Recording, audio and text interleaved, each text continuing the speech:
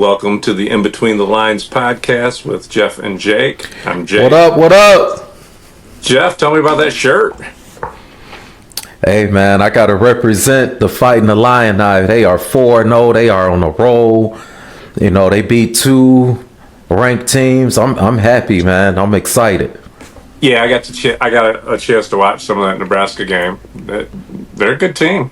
They're a good team. Yeah, man, they doing it. They doing it. I ain't gonna make no crazy predictions or nothing like that. But hey, man, they rolling, man. You gotta give it up for them. Yeah, I think Michigan plays them in 2 weeks, and it went from not a game that I was worried about to like, oh, okay, that's right. Not a pushover Right. there. So who do they play this week? Penn State. Oh, okay, that'll be a test then. Yeah, going to Penn State. Yeah. So yeah, that's gonna be a good one. Unfortunately, I gotta work, so I gotta sneak somewhere and watch it. I'm sure you'll manage. Right. All right, what you want to dive into first, man? You know, last week I went right into the Bears. I lit right into them, and you know what? Since I'm talking, I'm about to start lighting into them again. But man, but I did see improvement. But we lost to the Colts. Well, one of the things that I was listening to last week's podcast, and one of the things that you complained about was that he threw the ball 37 times. Well, they went ahead. They heard you because they threw it 52 times. 52, man. Ugh. Come on, man. I feel like I just keep repeating myself. This is not Dan Marino. This is not John Elway. I'm not saying he can't turn into that. I'm not even going to, But come on. Yeah, you got to bring a rookie along. Let me see. He's being outplayed right now by Jaden Daniels. Well, Jaden Daniels looked good, though. I watched that game Monday night. Jaden Daniels looks for real. But you know what? Yeah. I'm starting to, I'm reading a lot of stuff about it, and I didn't get to watch the game live. I watched it on the review and did a review of it just based off the highlights. And I agree. I saw some improvements. He definitely looked more comfortable. He was throwing the ball down the field. You know, he got his first 2 touchdowns this year. Right. He still had a couple turnovers, 3 turnovers, I think. But and you've said it since week 1, there's no run game whatsoever. I mean, non-existent run game. Mm-mm. But they've also, and I know you had said it before the season even started, that you weren't a big fan of Eberflus, the head coach. Right. And I've been seeing in some of the outlets basically saying, they've got the worst head coach, the worst offensive coordinator, and the worst offensive line in the league right now. Yeah. How long do you think Eberflus is going to stay around if this type of stuff keeps happening? I don't think he's going to make it past this season. I mean, if we have only win 4 or 5 games, I don't see him lasting. Some head coaches are just coordinators, and there's nothing wrong with that. I mean, he's got a top-notch defense. That's nothing new to Chicago. We always have good defenses and special teams and everything, and the weak link is always the quarterback. I mean, we have good receivers and running backs, but it's always the quarterback. And I'm sick of just seeing a good defense. Well, I mean, that matters, but it's okay with just being that's your bread and butter. You're a defensive guy. Stick to what you know and just run defense and stop trying to. Everybody want to get paid, man, but everybody not a head coach.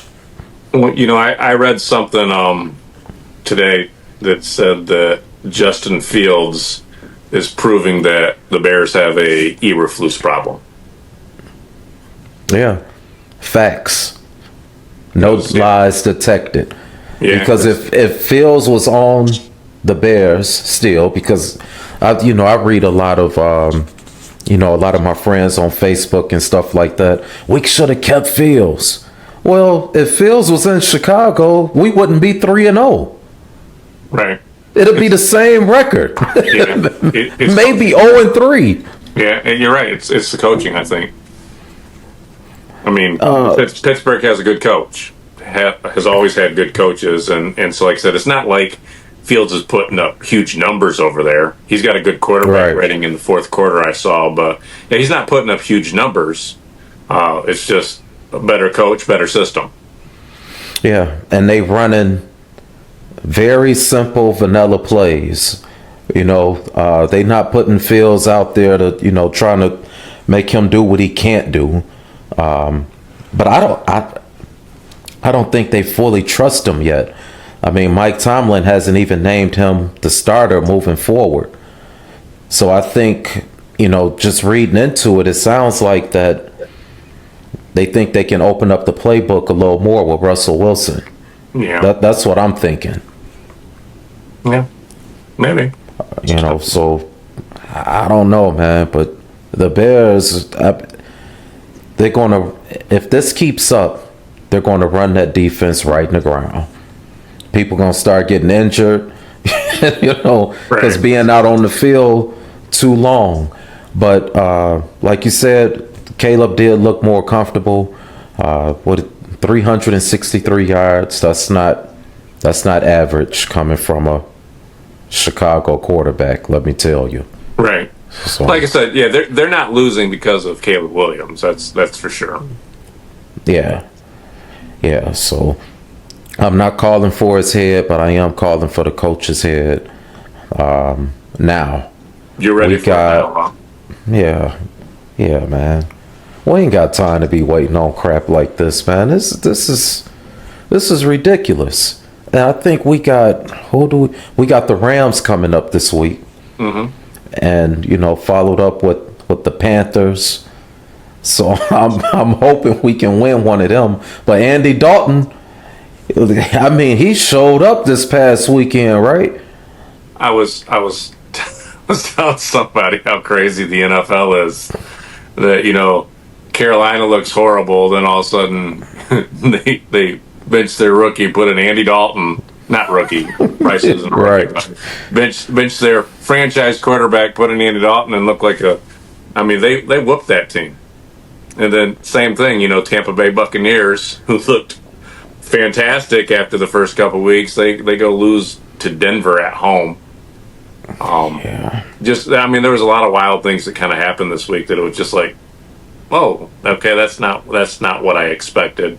But that's how the NFL is, though. I mean, yeah, it's wild. Yeah, you never know. Any given Sunday. Mm-hmm. And it seems like to me too, there's been a lot of injuries already this year. I mean, I don't know how the Bears are looking right now, but I know the Lions lost Davenport, their defensive end, for the season. They lost Derek Barnes for the season. I know they were already missing the Anzalone last week. Hopefully he's back this week. It was just a concussion. But Frank Ragnow has a partially torn pec. But he's a center. Those are never good. Well, he's a center. They don't expect him to miss much time. He's just a tough, hard-ass guy. It's like, oh, yeah, it hurts, but I'm going to play. Right. Sam Laporte's dealing with an ankle. I mean, a lot of injuries, but then you look like at a team like San Francisco 49ers right now. San Francisco 49ers now Purdy's day-to-day. McCaffrey's in Germany getting looked at by a specialist. Man, CMC is killing my fantasy. Well, you know Amy's talking about it right now. Oh man, that's her running back. She doesn't get it at all. She's super frustrated. But you know he's always been injury prone though. Yeah, but he's had a good run these last 3 seasons with San Francisco. Has it been? I think this would be his third season. Last year was his first full season. I think he got traded midway 2 years ago and had a great end to that season and a great season last year. But yeah, I really don't think, and I'm not speaking for all teams, but it seems that a lot of them are not putting a lot into training camp. They holding these guys out. I don't even know if they coming in shape like they used to. it's because it's too many injuries going into training camp. Like, how are you coming into training camp hurt? Right. Or the first week or 2 weeks of training camp, you got poor hamstrings and, sore knees. And I'm like, man, what were you guys doing in the off season? Right. So, and then they don't play in the games. I'm like, man, you need reps, especially people like Caleb Williams, rookies. I mean, they need reps. Right. Offensive linemen, they need reps. You can't run away from an injury. If you're going to get hurt, you're going to get hurt. I mean, it just is what it is, man. It's the sport. Right. Yeah, like I said, it's been tough, but like I said, I know thankfully the Lions actually have some depth in some of those positions right now, but like I said, I mean, I keep looking at our schedule. I feel like it's a tough schedule. I mean, we've got Seattle this week at home, thankfully, on Monday night, but Seattle always gives us problems. They're 3-0 right now. And then we have, I think, the Cowboys on the road, who your prediction of the Cowboys not making the playoffs looking solid right now, boy. Hey, man, you want me to show you what I was doing when that Cowboys game was on? Yeah, right? Yeah, it's wild. They're not looking good. They're not looking good. I mean, they did try to make a little bit of a comeback, but it was weird. That was an important game in the early season. Both of those teams, Baltimore and Dallas, struggling at that point. But yeah, I didn't know who needed to win that game more. I thought probably Baltimore needed to win it more. Oh yeah, they had to get their first win of the season. Yeah. Dallas, man, they bring this kind of stuff on themselves. They should have signed. They should have signed Derrick Henry. They had a shot at him. Didn't do it. I mean, he was sitting in Texas waiting for them to call. Yeah. They wasn't. He wanted to go there. Yeah.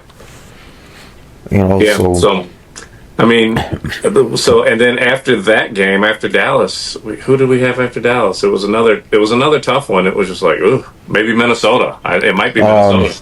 It's Minnesota. Cincinnati. I don't think we play with Cincinnati.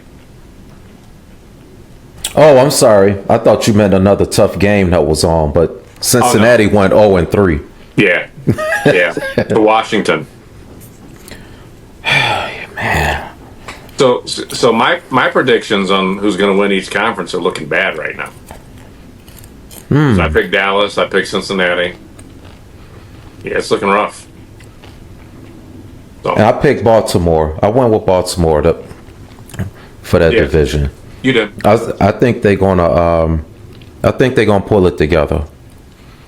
Well, they have a solid team and they're well coached. Like I said, yeah. I mean, I agree. I think they'll put it together.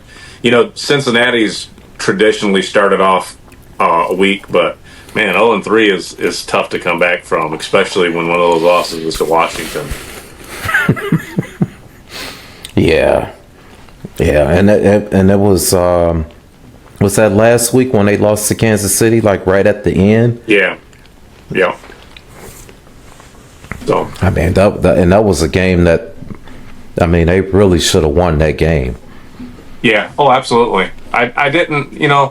There was that pass interference call at the end of the game. Technically, it was right. When you see it, I mean, the guy got there early. I do see that not called quite a bit. But it's one of those, when you see it and they call it, I can't argue, that's not pass interference, because it was. Right. But then you see, I mean, I don't know if you've heard all these conspiracies about the NFL being scripted and rigged and all that kind of stuff, and everybody says that it's rigged for Kansas City right now, and you see a set or you see a play like that where that would have ended the game, but they get to go and drive down. And then I don't know if you saw the end of the game for Kansas City against Atlanta this week, where that was clearly a pass interference on that play, and they didn't call it. And it just makes you think. I mean, what do you think about this conspiracy that It's scripted, and they want Kansas City to win. Do you think there's any truth to any of that, or do you think it's just silliness? My grandfather, rest his soul, been saying that football was rigged since I was a kid. So I never wanted to believe it, but it's funny how these teams just. I mean, even New England. I mean, I know you a Michigan guy, you a Brady guy. Man, a lot of them playoff games were very questionable. At the end, they always got caught doing something. Well, the thing that always sticks out to me is that the whole tuck rule. You know what I mean? Where Charles Woodson sacked Brady and he fumbled it, and they called that. Like I said, to me, that was a fumble. So yeah, I get it. I mean, and I don't know. I mean, it's. I want to say that there's some truth to it. I don't necessarily know that it's scripted. Like I've heard it's scripted. Right. They know these teams are going to do this and this and this, but I do think they have their popular teams, that draw interest, that draw money, and I almost feel like that. Yes, there's something going on in there where they want to give them all the benefits of the doubt and the advantages and things like that. Because, like I said, I do feel that some of that happened with New England when they were the hot team and they were winning it. Right. Same thing with Kansas City. I don't know necessarily that happened, during the early parts of their run. I think they legitimately got to where they wanted to get to by being a good team and being better than everybody. But then now that they're on the top like that, I could see there being something with, hey, let's help them out here. Because I mean, I read something the other day that that Mahomes has had like 22 interceptions called back by penalties or something like that. Wow, that's heavy. Yeah, and I know some of the arguments are, some of those are, where he drew the defense offside, so it's a free play, so he throws a pass that maybe he might not throw. Right. But that's still a lot. That is still a lot. They had said that that Tom Brady had 22 in 16 seasons. Ooh, oh wow. Wow, that's a hell of a stat. Yeah, so I mean, like I said, I'm with you. I don't want to believe that it's true, but man, some of the arguments there. I think if it was true, Dallas would have won in more recent years, right? Right. As much as they are in the media, and I've never seen a team that loses that gets so much coverage. Right. So maybe Colorado in college. Oh man, come on, man, don't go there. Hey, they won this weekend. You would have thought they won the national championship. Did you see how they ran out on the field? You would have thought they won the national championship. Godly. Or at least, who did they beat? I can't even remember who it was. Colorado State? No, that was the week before. They beat Baylor. Baylor. Is Baylor ranked? No, they're not. And they beat them at home. And it took a Hail Mary. That is, I gotta admit, that is a little irritating. Yeah. I mean, you beating your chest like that for beating an unranked team. That's a team that you supposed to win that game. Yeah. With everything that y'all got going on, you got a top-notch quarterback. They saying that he should be going at least top 5 in the draft. He will. Yeah. Then you got Travis Hunter, the Heisman candidate right now.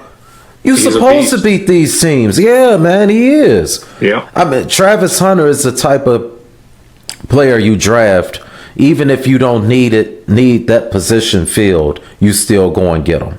What position? Wide receiver or defensive back? He's elite at both. Yeah, and I'm taking him. I am too. Yeah, I'm taking him. Yeah. But yeah, come on, Dion. And I like I said before on this show, is that I love Deion Sanders. I've always loved Deion. Coming up, I mean, he was one of my favorite players week in and week out.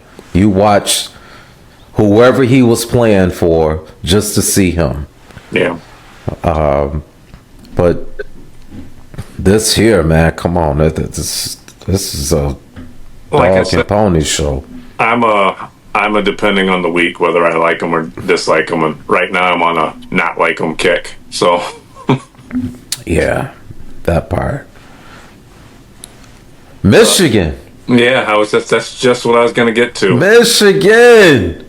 Oh man, it's one of those weird things where it felt so good. That was a huge win. I mean, because and I felt like they were going to win. I felt like we could win that game, but I wouldn't have been surprised if we lost. But it's one of those weird things where I'm super happy. I felt great about it, but there was still the offense still has tons of question marks, and Orgy, I don't think he's that guy either. So that's what concerns me. He's a hell of an athlete, though. He is, but I mean, he's pretty one-dimensional. I mean, he went 7 for 12 for 32 yards passing for the game. For the game, they won throwing for 32 yards. And see why this causes me concern. I mean, they ran well in the first half. They went crazy in the first half. They did all the things that they needed to do that was talked about going into that game. They needed to run the ball well. They needed to play well in defense. They needed to limit turnovers. They did all those things. But then in the second half, it was like USC had kind of figured out there's no threat to throw at all. They loaded up the box, and I don't think we got a first down again until the last drive, and that took just an absolutely outstanding individual effort and run from Khalil Mullings. I mean, I literally, when USC took the lead, I thought we lost the game because I said we can't drive down and score. We're just incapable of doing it. Right. He provides no threat, and I just feel like good teams throughout the year are going to be able to do that and just load up the box and just stop the run, and we're going to have issues. Yeah, see, I wasn't able to catch the game. We were in Chicago this past weekend, like I said, for some family business, and the game was on during that time, so I could not. I seen a play, here and there, but I wasn't able to focus and see what was really going on. I would have never thought the guy would only threw for 32 yards, man. That's concerning.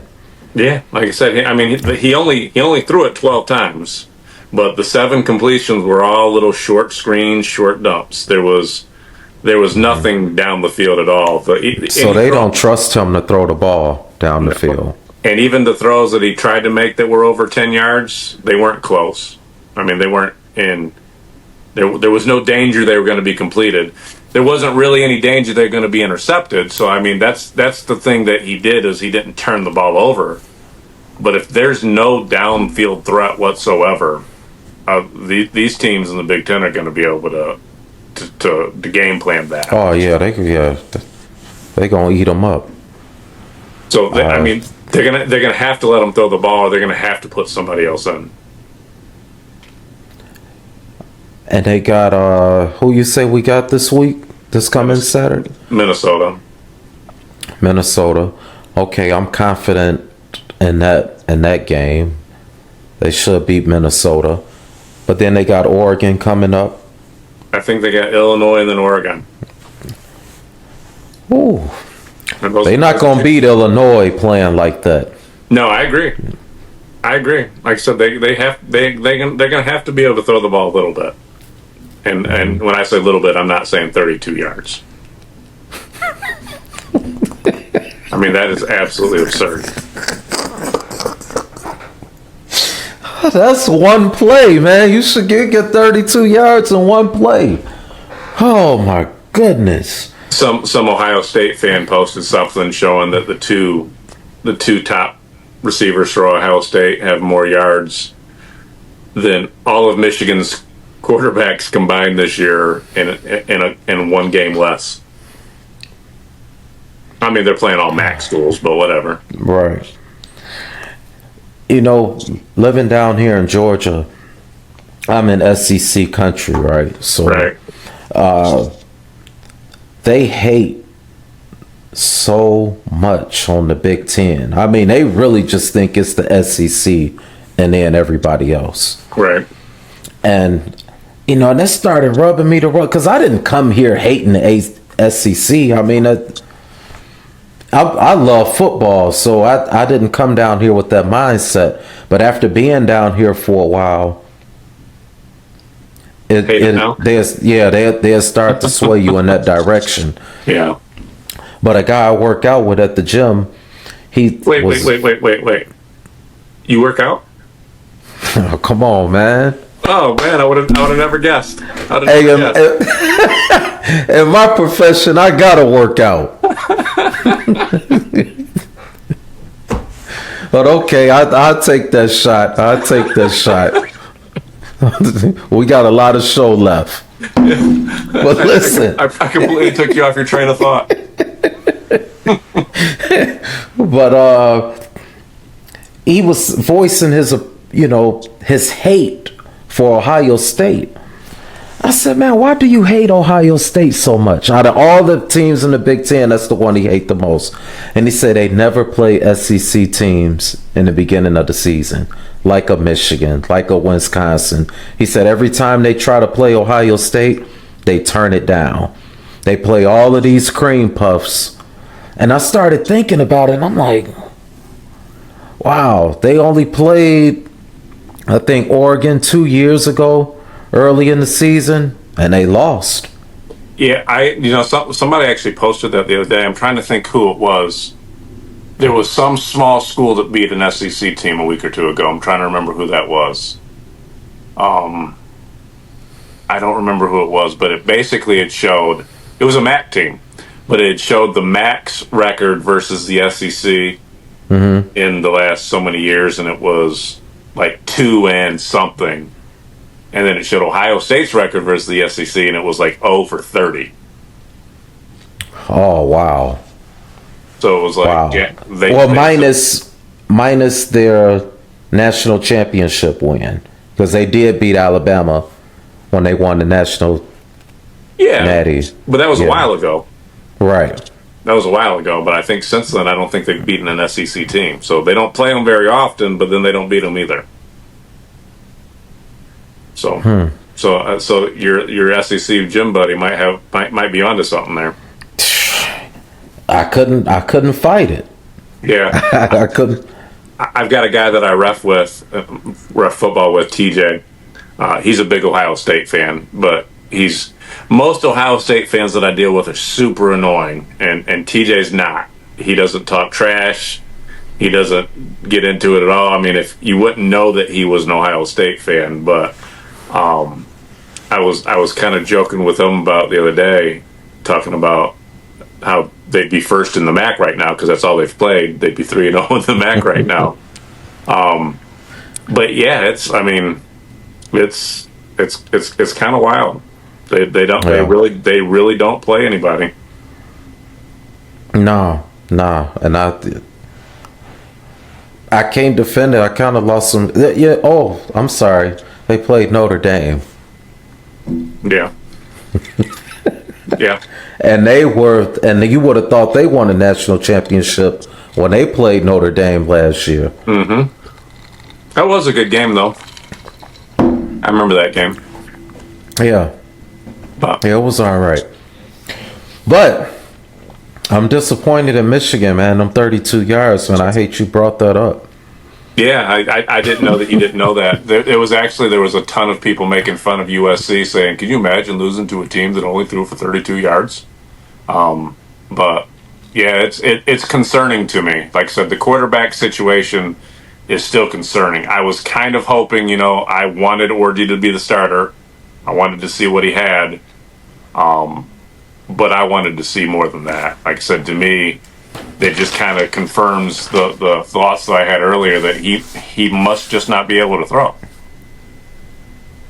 So that's not good. That's not good, especially with Big Ten. We known for running and pounding the ball, and if a Big Ten team like a Illinois or Penn State, key in on Michigan's run game and they can't pass. Now, granted, Michigan it was against Penn State last year. They went a whole second half without a pass. But the difference between that is that J.J. McCarthy could throw. You know what I mean? It was like, I think he just got hurt in that game or something. What's that? I think he got hurt in that game, and that was the reason. No, he didn't. They just ran. They just ran 30-something plays in a row. It was him handing it off.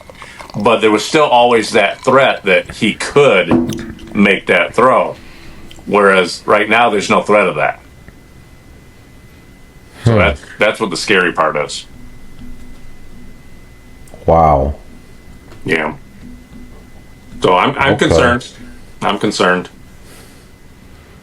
Okay. But, one of the things I heard though, I've got these people that I work with that come in. They always have all this inside information and Michigan stuff, and they usually are right.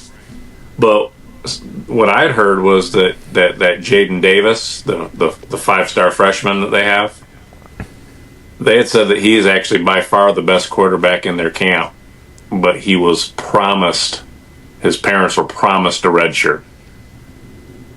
So that's why they're not giving him a chance right now. Wow.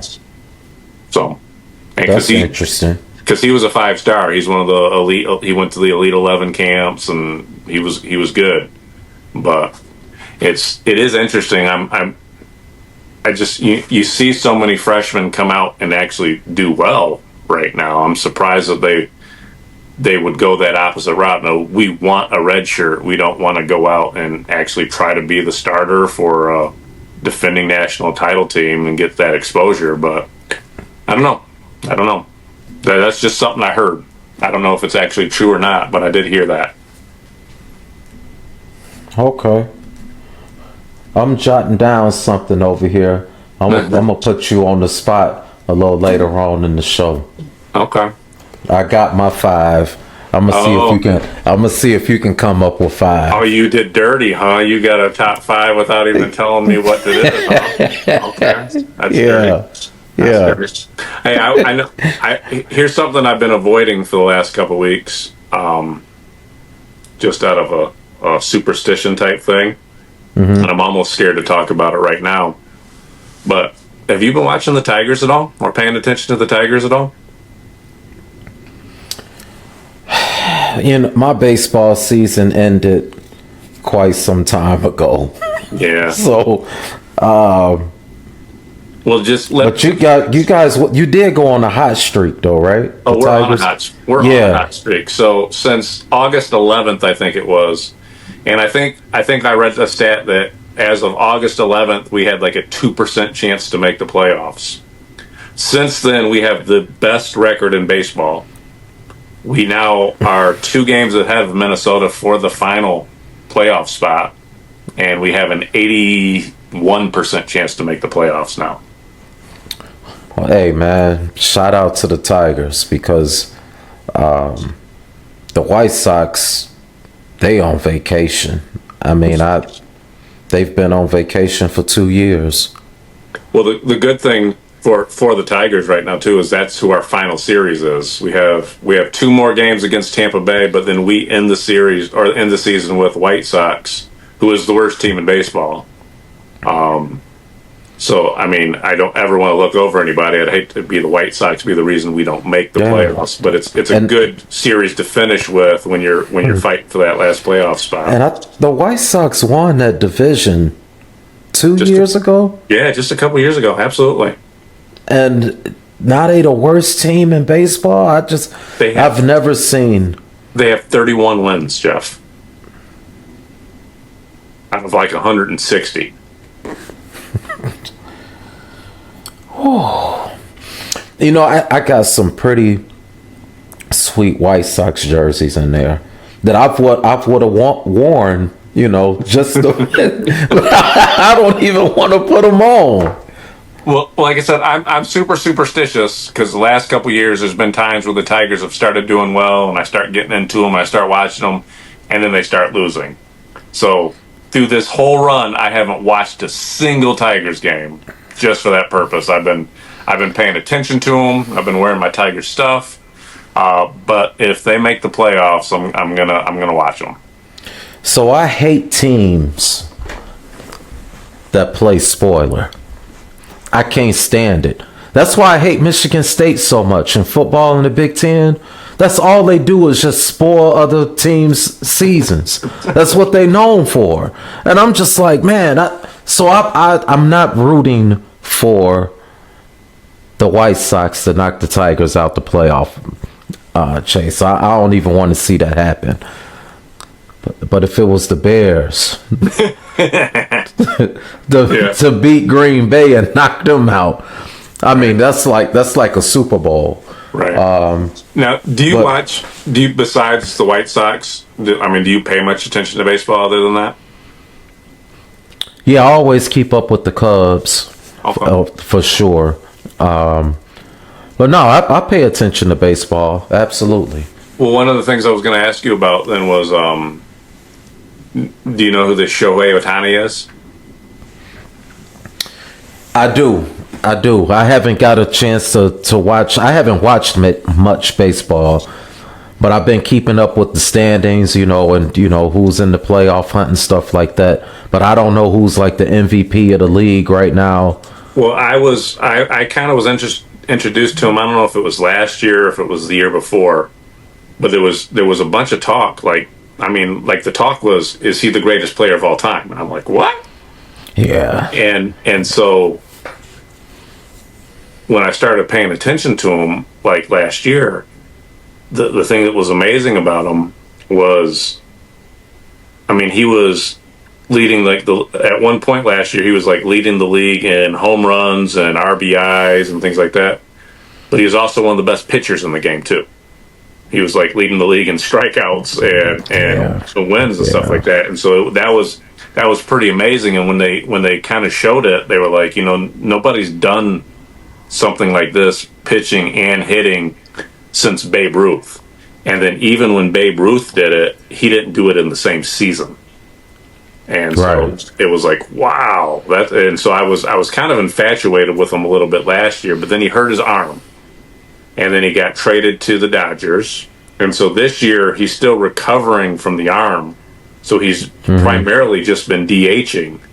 But in the National League, he just became the first player ever to hit 50 home runs and 50 stolen bases in the same season.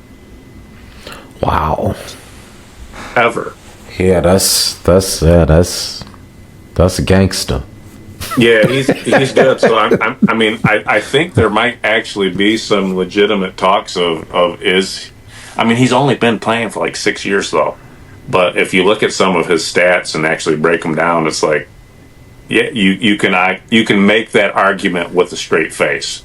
I'm not saying that it's true. And somebody brought up, they were talking about Barry Bonds and saying he's not as good as Barry Bonds was, and I would like to actually kind of have that argument with some stats, but because Barry Bonds was a monster. But what he's doing has been pretty impressive, and like I said, I'm a fan. But this year they just clinched the playoffs. This will actually be his first time ever being in the playoffs, so that's good for people to see. But he's gonna clearly win the MVP for the National League, and I think it's going to be Aaron Judge that clearly wins it for the American. Yeah. So yeah, I didn't know if you'd been paying attention to it at all. No. You enlightened me on something. 50 and 50 in the same season. Yeah, because the 40-40, the 40-40 club, that's like the big thing, and he did 50-50. Yeah, and there's only a handful that have done 40-40, but yeah, right. He did, and the game that he got it on. Listen to this game because it just happened the other night. He went 6 for 6, 3 home runs, 10 RBIs, and 2 stolen bases in that game.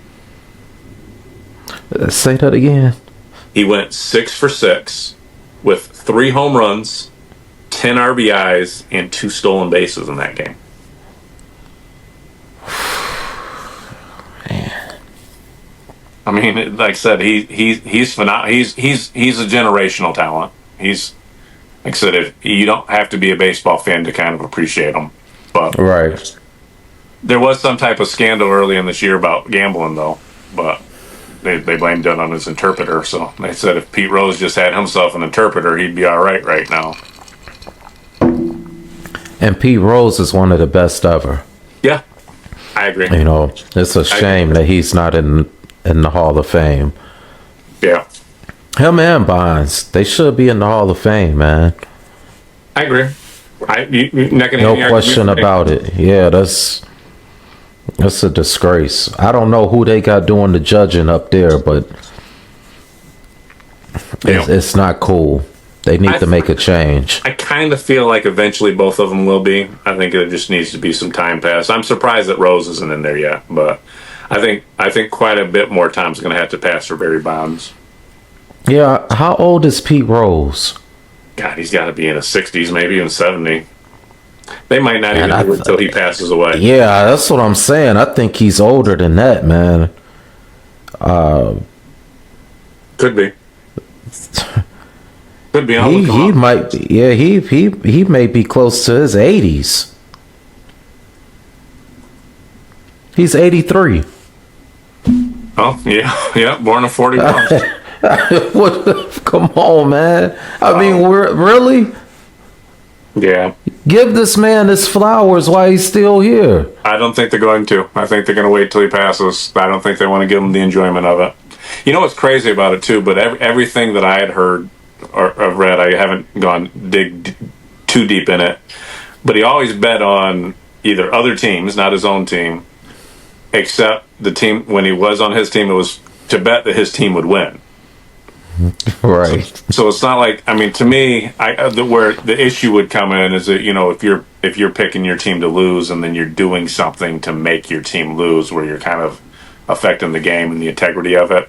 But, you know, to have a football team in Las Vegas now and all the different sporting and betting sites that are sponsoring things now, it's like it's kind of takes some of the. I mean, if I'm Pete Rose, I'm pissed off. Yeah. You know? Yeah. And everybody else should be too.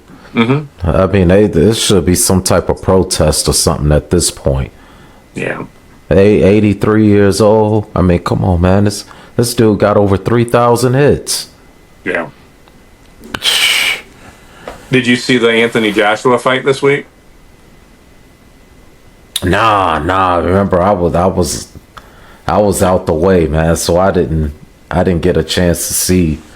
He got put on his face. How long did it take? It was six. I think he got knocked out in the 6th round, but it was a bad knockout. I mean, he went down and he tried to get up and fell flat on his face and almost rolled over.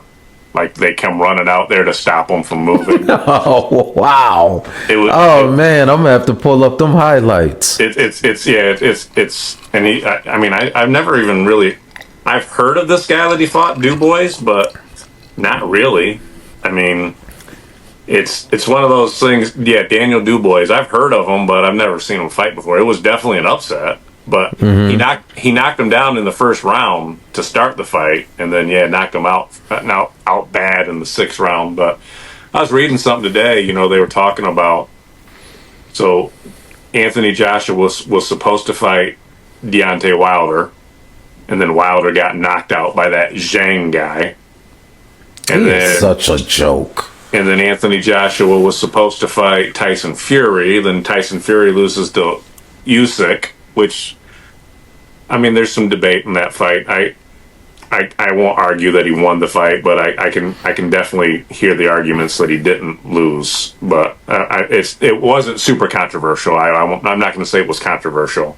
But that took that fight off, and then now Anthony Joshua just gets embarrassed by Dubois. So that's what they're kind of saying, you know, this era of the heavyweight divisions is is kind of coming to an end, and I don't know who's next. Yeah, and that's always been a fear of mine in boxing. I don't think we're going to see any more, like Lennox Lewis, Mike Tyson, Evander Holyfield. Mike Tyson's fighting here soon. What are you talking about? He's fighting Jake Paul. November. So they canceled it and now it's back on? Yeah, they postponed it. But yeah, I think they're supposed to fight in November. I've been seeing stuff about it. Let me see. See, I mean, but we can't take that serious, man. You don't watch those? No. I don't either. I pay attention to them, but I'll never pay for them. I said I'm not a big fan of the whole Jake Paul circus. Like I said, he fights retired MMA fighters or 60-year-old boxers, and it's set for November 15th. I did watch the Mike Tyson and Roy Jones one, and I mean, just... That's two legit boxers, though. I mean, who are both old. Yeah, but I mean, you could tell it was just. I mean, they did a little swinging, but it wasn't. Yeah. It was a joke, is what it was. I mean, it was just for pure entertainment. And I think that's what this is. I think this is what this is. It's going to be. It's just a money grab. Like I said, and that's why I don't buy them, because I don't want to give any integrity to it. I mean, I would love to see Mike Tyson knock Jake Paul's head off, but I can see them having Jake Paul win the fight, give Mike Tyson a bunch of money, just to try to step up Jake Paul's brand and image so he can keep doing these circus fights. Did you ever see Mike Tyson stand up when he was doing it? Yeah, the comedy. Yeah, I did. Oh man, I was actually surprised by that. I could not believe it. Yeah, it was funny. It was entertaining, and I was just like, "Man, are you kidding me right now?" Yeah, So that was, I'll pay for something like that, but these fights, absolutely not. No, I'm not interested. I'll pay attention. I'm not even interested in. Are you a Floyd Mayweather fan? No. Nope, I don't like Floyd Mayweather. He's a great fighter. I mean, he's a great fighter, but I've never been a fan of him. I've always thought he was a boring fighter. And then, I feel like his last 10, 15 fights, he was just taking on cupcakes, and that's kind of what he's doing now. He's doing this same thing, doing exhibition matches against people, but he's good. I mean, like I said, he's good. Like he's one of the greatest of all time. I'll say that. But no, yeah. I'm not a big fan of him. Okay, I could. I'm not going to argue that he did get born. The young Mayweather was very exciting to watch, but. Yeah, because he used to actually knock some people out back in the day. Yeah. But he don't want to get hit, so. Well, I mean, that's the object, right? Right. Don't get hit. I mean, he's a textbook fighter. 50 Cent says he can't read. It's just not 50 Cent, though. It's just not him. He's, he can count. Yep. But he can't read. He can count. That's right. I would be fine with not being able to read if I had hundreds of millions of dollars. Yeah. I have to pay somebody to read to me. Oh man. Okay. I want to go over some picks this week. Okay. Let me see who's playing. You caught me off guard with this one. I like it though. I like it. Because you know why? Why? I'm going to spend all week figuring out something to get you off guard with next week. Oh, okay. I like it. Okay. I'm for it, Jeff. I'm for it. All right. Well, let's start out with the start of week 4, which is the Giants and Cowboys, Thursday night. In New York, in the Meadowlands. Who you got? Now, we're just going straight up. Who's winning? Not doing point spreads, anything like that? Dallas is favored by 6. So you take the. I'll take Dallas with the points.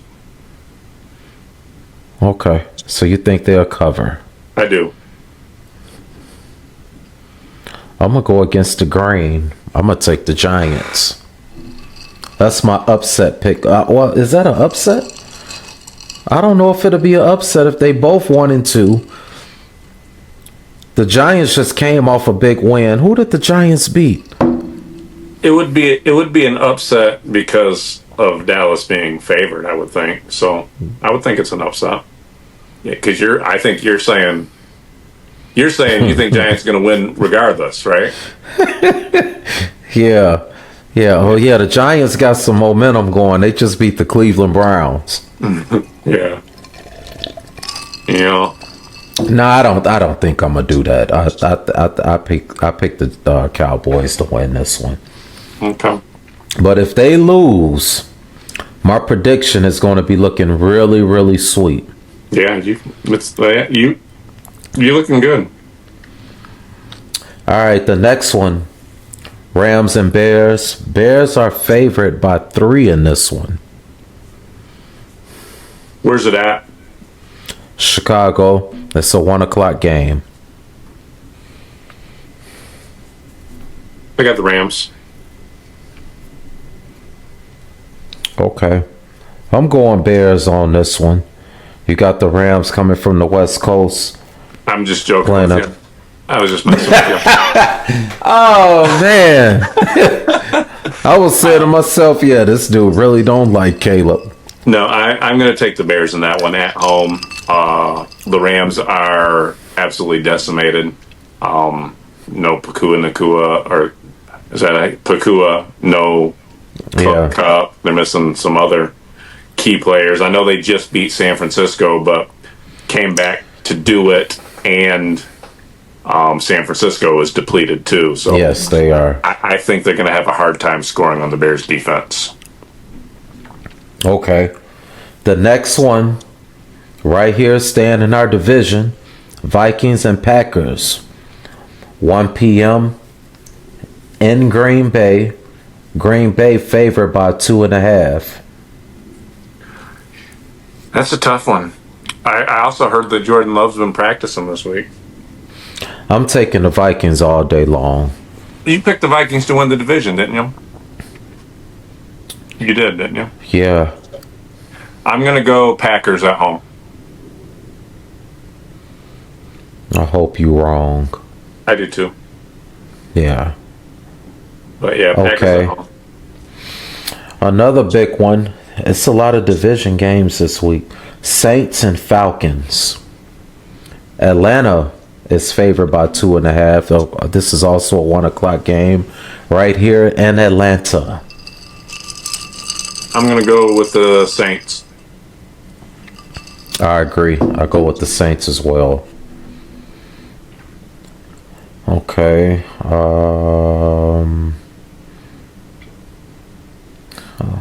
Here we go. Chiefs at the Chargers. 4:25 game in LA. Kansas City favored by 7.5. I am going to take the Chargers with the points. I don't think the Chargers are going to win the game, but I don't think that the Chiefs are going to win by more than 7.5. Yep, I'm going to take the Chargers as well. I think Harbaugh is going to find a way to get it done. I think Kansas City takes their first loss this week. You're barely getting by. You're taking the Chargers straight up. Yeah. Okay. Yep. And last but not least, we're going to go with the Seahawks and the Lions. Monday night in Detroit. Woo! Talk to me. That one scares me, man. Detroit favored by 3.5. I'm taking Detroit. Definitely taking Detroit. But I am telling you right now that team, Seattle, we do not play well against. We don't play well against Geno Smith. It's going to be a tough game, but I think we're ready. I think the fact that it's on Monday night, I think that's the kind of thing that Dan Campbell likes, and I think he's going to have the players ready to go. Undefeated Seahawks too. Yep. But over under. They haven't played many. They haven't played anybody yet either.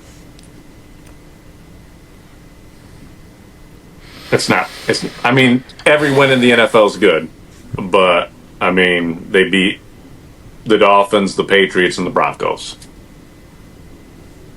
So, okay. I think I'm gonna go Detroit on this one myself. Good pick. For some reason, though, I think it's going to be a close game. I don't think Detroit is going to stomp them out. They're only favored by 3.5. Do you think Detroit is going to cover the points?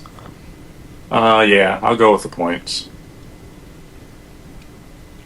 Okay. They said that usually the home team gets 3 points just for being home, so they think it's going to be a pretty close game.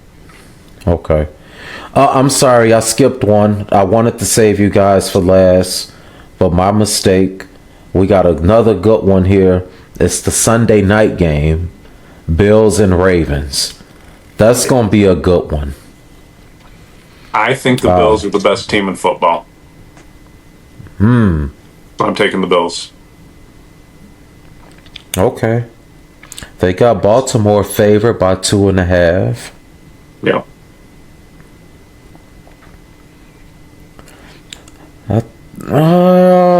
I'm gonna go Ravens on this one. Okay. I'm gonna pick the Ravens. Yeah. Now, there was another game that caught my eye. I'm going to ask you, put you on the spot. Okay. Philadelphia at Tampa Bay. I'm gonna take Tampa. Yeah, they're both 2-1. The spread's 2 points. Or Philly's favored. That's interesting. Philly's favored in Tampa. I agree. I've got Tampa. Yeah, it's something about, and you said this. I think we both agreed on it. But Baker Mayfield, he got that chip that we was talking about a couple of weeks ago on his shoulder, and I think, after that loss that they took, yeah, I think they gonna come in here and I'm sorry. And pull it out. Yeah, I'm with you. I got them as well. All right. Okay, well, the picks are in. Are you writing these down? As you asked me the question, I was looking. I said I need to write these down because I want to keep a record. Yeah. Oh, okay. And at the end of the season, I want us to tally up our record. So. We got to make this worth something then. Okay. What you got? I'll think about it. All right. That sounds good to me. All right. So I did pick the Cowboys. Yep. We both picked the Cowboys, correct? Yep. Okay, we both picked the Bears. You picked the Packers. I picked the Vikings. Yep. We both went with the Saints. We both went with Tampa.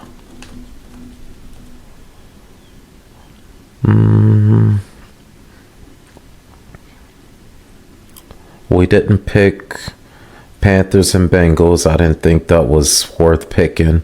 Jaguars and Texans, yuck. Steelers and Colts. Cardinals, Commanders, Patriots, 49ers, Raiders, Browns. No. You picked the Chiefs, correct? No. Did you pick the Chargers? I picked the Chargers with the points. Okay. You picked the Chargers straight up. Yes, I'm picking the Chargers. And then I think you went Baltimore, I went Buffalo. Yes. And then we both went Detroit.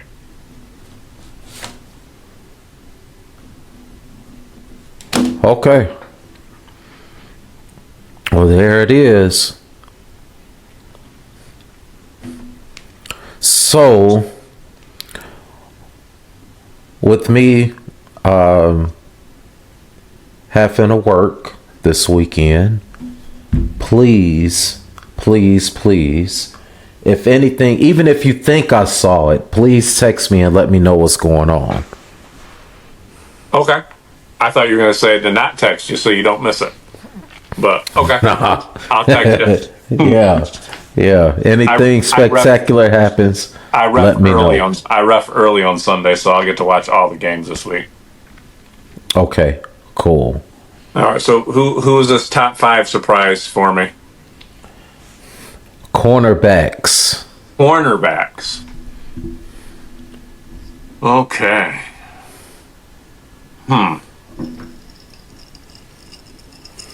I might have to start in reverse order this time. And when you say cornerback, you're talking specifically cornerback. We're not talking about safeties, right? No, safety is a totally different position. Okay. Well, number 1, I'm going to go Deion Sanders. Okay. I mean, I definitely think that he is that guy. Number 2, I'm probably going to go Charles Woodson. Number 3, I'm going to go with Darrelle Revis. Wow. Number 4, God, was he a cornerback or is he a safety? I'm thinking he was a cornerback. I want to say. Okay, so you do have some corners later on in their career, they did switch to safety. Okay, I'm thinking of Rod Woodson right now. Okay. So I'm thinking he was. I remember him as a corner. I'm going to go Rod Woodson. Yeah, he started as a corner. Yep. And then for number 5, I think I'm going to go with Champ Bailey.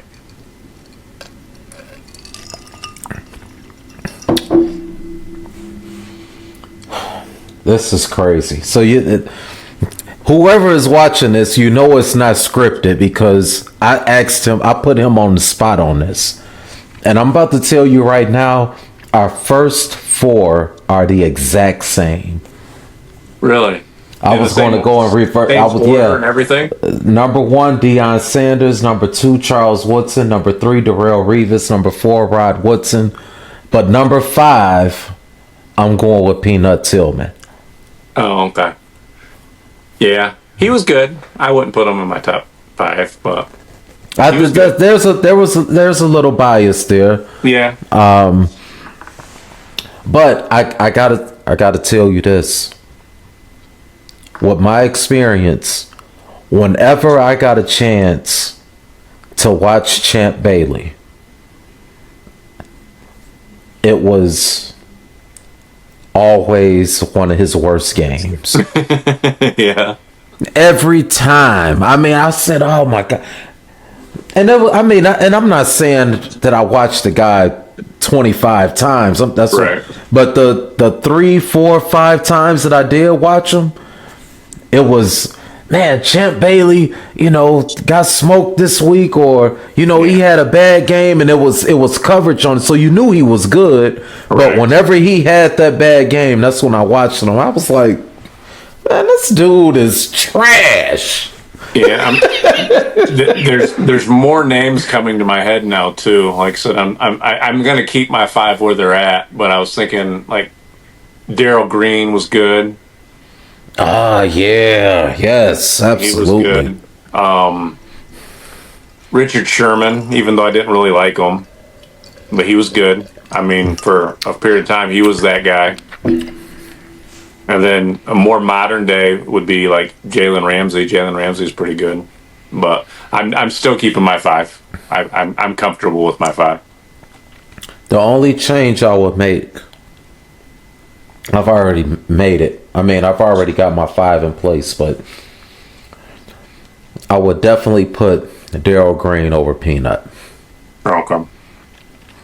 Yeah, but Peanut, I remember. Did Charles Woodson get Defensive Player of the Year? I don't know if he did or not. It doesn't seem like he did. Let's see. I'm looking him up. Charles Woodson had his best career. He had his best season, I'm sorry, when he was with Green Bay. He did win it. He won it in 2009. Okay. When you look at the stats between him and Peanut, I think the only thing that separated them was a couple of interceptions. Peanut was having a awesome breakout, or whatever you want, MVP season the same year Charles Woodson won it. Okay. Yeah, so Charles Woodson was Defensive Player of the Year in 2009. He was the Defensive Rookie of the Year. 4-time first team All-Pro, 4-time second team All-Pro, 9-time Pro Bowler, 2-time interception leader. He was good. He was good.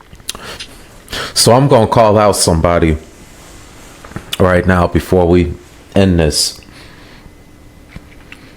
The year that Charles Woodson came out, Peyton Manning came out the same year.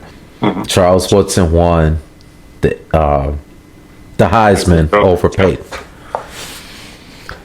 So Rick Porter, my older brother, always fought me tooth and nail, telling me that Peyton Manning should have won the Heisman. And I'm like, how? I don't understand. What are you saying right now? Charles Woodson played on both sides of the ball, beat Ohio State, won the Natty. So they beat their arch rival, Ohio State. Peyton Manning, the whole time he was at Tennessee, never beat their arch rival. Was it Florida? Yep. Never beat them. Yep. Never even came. And not to mention, like, so, I mean, he came in as the favorite to win it that year. Right. That wasn't even his best season as a college player. I mean, it was all the arguments that I heard for Peyton Manning to get it more had to do with his career than that season. And so that's what irritated me, because it wasn't a career award. It was who was the best player in college football that year. Yeah. And so that was actually what started my dislike for Peyton Manning, was in college, and I hated him his whole career. And it started with that Heisman season. I remember you not liking him in the NFL.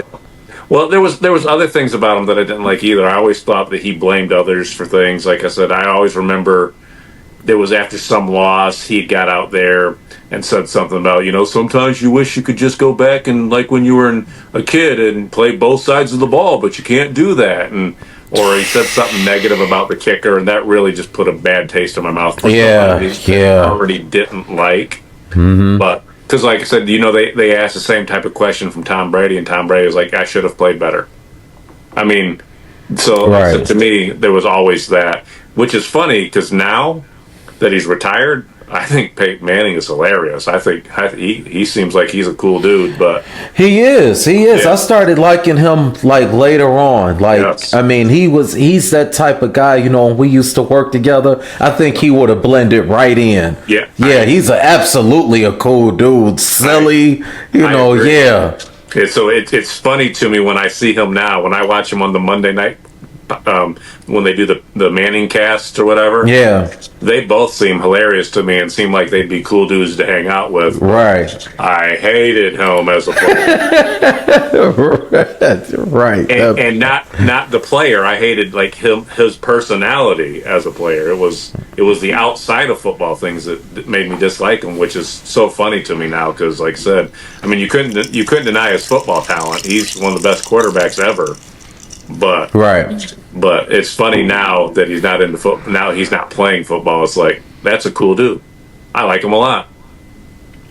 So next week, I'm not gonna put you on the spot. I thought it'd be fun this week. It just kind of came to me before we started. It's going to be the top 5 quarterbacks. I'm already ready for that, brother. Already ready for that. Okay. All right. All right. So, yeah, it's getting late. I need to eat. We talked about everything I wanted to talk about. Okay. So, yeah, go Lions, go Blue. What you got? Oh yeah, and I did see your take on the Bears too. I forgot to mention that one that you posted. Yeah, I'm gonna do that every week. Okay, every week. So yeah, I do Michigan Lions and the Bears. So got it. I do know what I want to talk about next week. Just to kind of give you some heads up. The NBA season starts in like a month. So let's start thinking about our bad Bulls and our bad Pistons right now. Okay, all right, and I already know what that's gonna lead into. Yep, I do too. You know, so ready for it. Yeah, I am too. I'll say it right now. Fuck LeBron. Yeah, that's what I'm talking about. But I want to see what everybody else got to say about it. Yeah. All right. Yeah. Well, until next week, hey, everybody that's listening, thanks for listening. Thanks for supporting us. Like I said, we are available on all the major podcast stations, Apple, Amazon, and Spotify. And of course, we're here on YouTube as well. You know, if you like the content and want more of it, you know, comment, leave us suggestions, things like that. Subscribe, share with your friends. All the help and support we get, we appreciate it, guys. Yeah. Get your popcorn ready. Get your popcorn ready. All right, brother. Till next week. Man.